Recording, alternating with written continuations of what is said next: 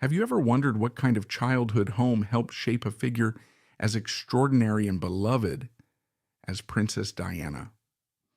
Today, let's explore Althorp House, the magnificent estate where she spent her formative years and which now serves as her final resting place.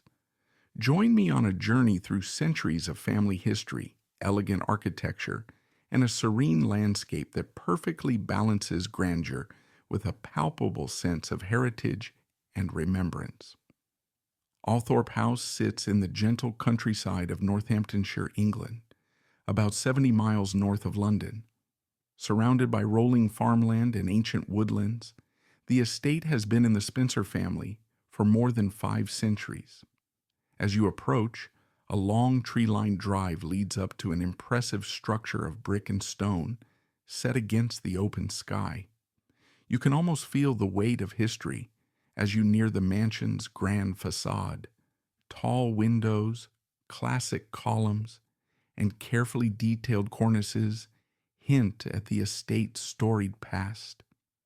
Imagine arriving for the first time, taking in that crisp country air. The grounds are lush, especially in spring and summer when the gardens burst with color, and in the colder months, mist often shrouds the estate, giving it a poetic, otherworldly beauty. For Diana, this was home, a place of family traditions, quiet moments of play, and, later on, a haven to which she sometimes returned in her adult life for reflection and solace.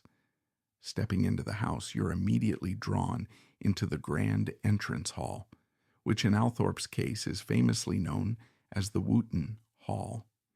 The floor is patterned in black and white marble, an elegant checkerboard that has witnessed centuries of footsteps. This space is lined with portraits and artworks featuring members of the Spencer family and important historical figures. Sunlight filters in through lofty windows, illuminating the gilded frames and lending a soft glow to the period furnishings.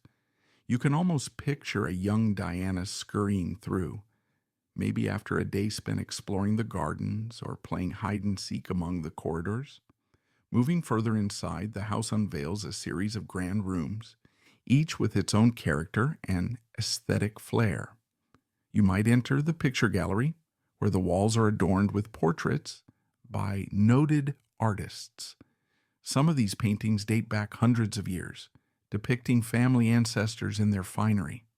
In many of these spaces, elaborate moldings decorate the ceilings, and crystal chandeliers catch the light, diffusing it into gentle sparkles. The overall effect is both regal and welcoming. Althorp was clearly designed for comfortable living as well as for showcasing the Spencer family's status. Among the most noteworthy rooms is the library, a warm, book-lined haven that might make any avid reader swoon. Towering shelves stacked with antique volumes and leather-bound tomes frame the space. Rich wood paneling and plush seating create an ambiance that invites quiet reading or lively debate on topics of art, politics, and literature. One can easily imagine the young Diana curled up with a book here, or passing by while the adults engaged in their conversations, the faint smell of aged paper and leather lingering in the air. Of course, Althorp isn't only about formal rooms and historic art. Its essence also lies in the quieter corners. There are smaller parlors and drawing rooms where family members would gather in the evenings, perhaps enjoying tea by a fireplace or a quick chat about the day's events. These intimate spaces remind us that, beyond the palace-like veneer, Althorp served as a real home. Diana, known for her warmth and empathy, likely discovered early influences here, where tradition coexisted with family life and shared stories of duty and compassion. Now let's step outside to explore the sprawling grounds.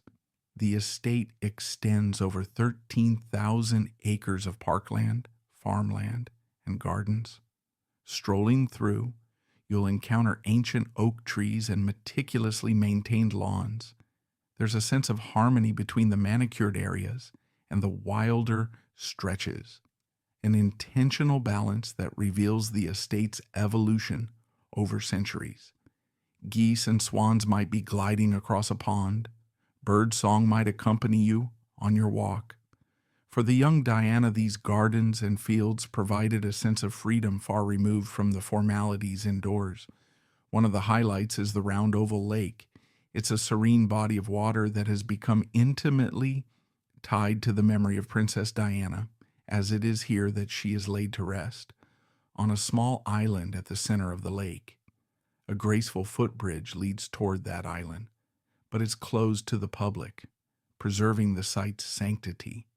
The lake's perimeter is often adorned with flowers, especially on anniversaries and special occasions when admirers leave tributes. The gentle ripple of water and the leafy reflections create a peaceful ambiance, a fitting final resting place for someone who is loved worldwide for her gentle spirit. Beyond the water's edge, you might notice a temple-like monument dedicated to Diana's memory. Designed to honor her legacy, it's a place where visitors can pause, reflect, and pay their respects. Over the years, Althorp has allowed carefully arranged tours, giving the public a chance to see the estate and learn about Diana's early life while also highlighting the Spencer family's rich history. Many visitors describe feeling a poignant mix of admiration for the estate's beauty and a sense of loss at the brevity of Diana's life. Althorp House, in its role as Diana's childhood home, offers insight into her character, her love of children, her passion for charitable causes, and the blend of tradition and modernity that shaped her worldview. She was raised among centuries-old tapestries and paintings, yet her compassion and outreach felt thoroughly modern and boundary-breaking, bridging the gap between royalty and everyday people. Part of that empathy surely sprang from her own experiences growing up here, navigating the grandeur of aristocratic life while witnessing the everyday rhythms of family and staff working together. For centuries, Althorp has been a seat of aristocratic life, hosting banquets, hunts, and celebrations. But since Diana's passing, it has also become a focal point of remembrance for millions of people worldwide. Each year, the estate sees visitors who come not only to admire the architecture and artwork, but also to honor the people's princess who captured hearts across the globe. The current custodian of Althorp, Diana's brother Charles, 9th Earl Spencer, continues to maintain the property, ensuring that it evolves with the times while preserving its legacy. If you follow along the estate's walking paths, you'll encounter gardens brimming with roses in the summer, towering hedges designed in elaborate patterns, and perhaps a hidden bench here or there, perfect for quiet contemplation. On some guided tours, you can also see glimpses of the private chapel or the stables that once housed prized horses. Each corner of Althorp reveals another fragment of history, whether it's a plaque commemorating a notable Spencer ancestor or a cluster of ancient trees rumored to be centuries old. What truly stands out is how every inch of the estate feels steeped in both grandeur and intimacy. Despite its vast size, Althorp's design and landscaping draw you into smaller, enclosed spaces, gardens tucked behind hedges, intimate courtyards, shady nooks near the water. It's an architectural expression of the Spencer family's identity, storied, proud, and deeply tied to the land. And it's within these private retreats that one might easily imagine Diana finding solace as a child, free from the expectations that would later follow her. As you circle back toward the entrance and gaze one last time at the house's noble silhouette, you can't help but reflect on the profound influence places like these wield on those who grow up within them. Althorp is, in many ways, a microcosm of Diana's life story, a tapestry woven of tradition and modernity, public duty and private introspection. The estate both shelters her memory and shares it with the world, a balance that feels entirely fitting for a princess who devoted herself to public service, yet cherished her personal connections deeply. Now, I'd love to hear your thoughts. Does Althorp House, with its centuries-old heritage, reflect the spirit of Princess Diana you've come to know through photographs and stories? Or are there elements that surprise you, sparking your imagination in new ways? Maybe you'd like to visit someday and wander its corridors, drawing your own conclusions about how this estate helped shape one of the most iconic figures of the 20th century. If you enjoyed this tour, please consider giving it a thumbs up and subscribing for more insights into the homes and histories of fascinating figures from around the world.